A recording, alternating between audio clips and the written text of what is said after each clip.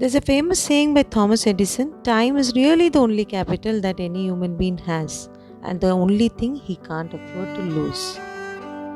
Welcome to the channel. Today, in this video, you will see how I manage my time and my daily chores in a perfect way. I hope it will be of some use to you and it will be of some learning outcome. So, there are 5 rules that I follow based on my mood as well as the priorities of the house. The first thing that I do is always keep a check on time. So, keeping a check on time is not about looking at the time alone, it is also about being prayerful and watch out for the day. Because when you are praying, you will have a positive vibe for the whole day. No matter what the situation is, it will lead you in a proper way. So when I pray, I see to it that I also memorize as well as write down few notes. It's difficult sometimes to wake up in the morning and pray, but I see to it that as soon as I am free in the morning itself, I take the Bible and read for some time. I do read and memorize it, and this actually helps me a lot. Gives me a courage and energy to go on with the whole day. Many people ask me, how do you manage everything? It's simple, I just pray and He takes care.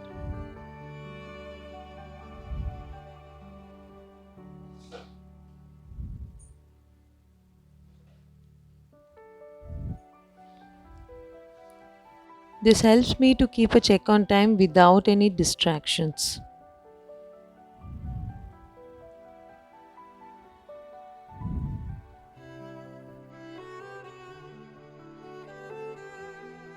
The second thing that I do is I set my goals. Now, each day has a different work, or each day has their own priorities.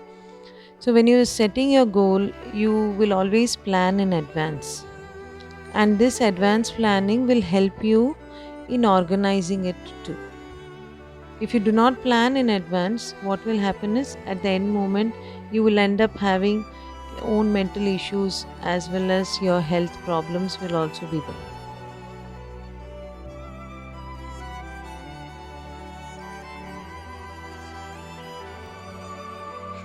As for ladies, the main issue will be as soon as you enter the kitchen, the time that consumes us is what should be made, or what I have to prepare, or what is there in the fridge. So to avoid these problem, I plan it in prior, and this usually happens on Saturday. So to organize it, I take the help of my husband and my child, because whenever I'm making something, they are the one who will be having it. So I see to it that it should be based, whatever I'm making is based on their likeness too. In this way, I can plan in advance and it will be organized also. This helps me to have a clear mindset as well as it saves my time. That is the most important thing. So I have this food planner sticked on the fridge itself. So as soon as you enter, you can just check out all this. And I've also sticked few Bible verses. This all gives a positive vibe, and this is how I manage it.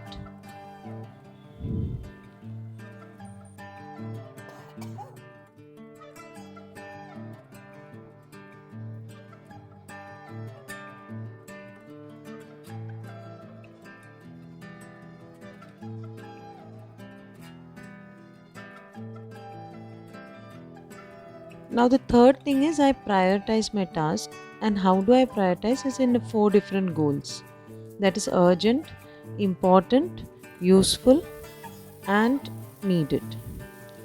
So urgent task is something that I have to do it immediately. So anything that you have to do it immediately has a 5-minute goal. That is, you have to do it within that time limit. That is called an urgent task. So if you have some work that will take just 5 minutes or 10 minutes to do, that is something which is urgent, because if you don't do it at that time, it will remain in your mind for the whole day. That is the urgent task. Now important task is something which is not urgent, but that has to be done. Like for me, doing my houseworks, doing my own work, these are important but not urgent. Third one is useful task. And useful task, you can actually delegate it, or you can separate it within your family members, so that even they will be of some use for completing your work. And last one is needed task. Now this needed task is something that is not important, not urgent, but it is useful. Because needed tasks are, for example, like washing your hands, drinking water, taking breaks. These are very important things. So needed task is something that you have to do during every task. For example, for me, if you ask me what is a needed task, I'll definitely say taking breaks in the between. Even if it is for 5 minutes, it makes a lot of difference for me. So this task is something that I do, even if it is for sitting simply on the couch or just having a small nap. It makes a large difference for me in completing my other works, or whatever work is remaining. It helps me a lot.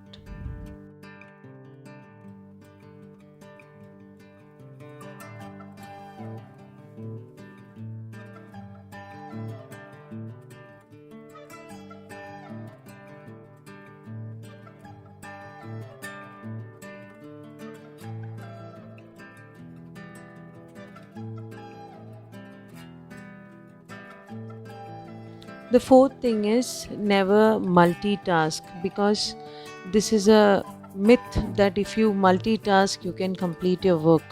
Even I used to do that. But then later on, I realized that I was not completing my work. Instead, I was messing the whole work.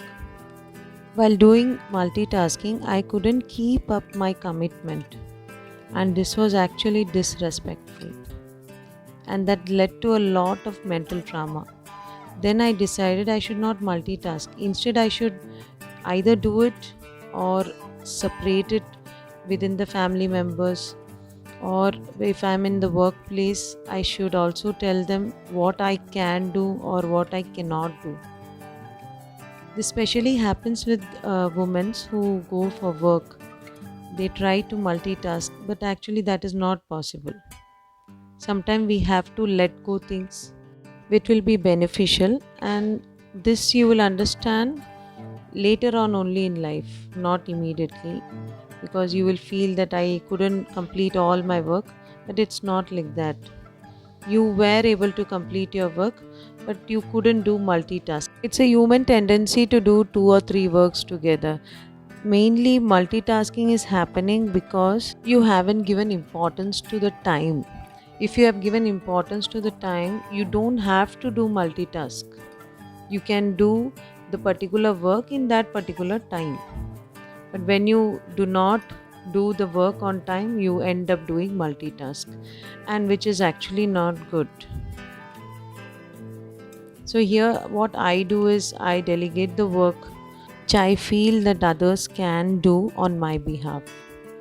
So whichever work is pending or whichever work others can do, I definitely delegate it, which helps to ease our burden.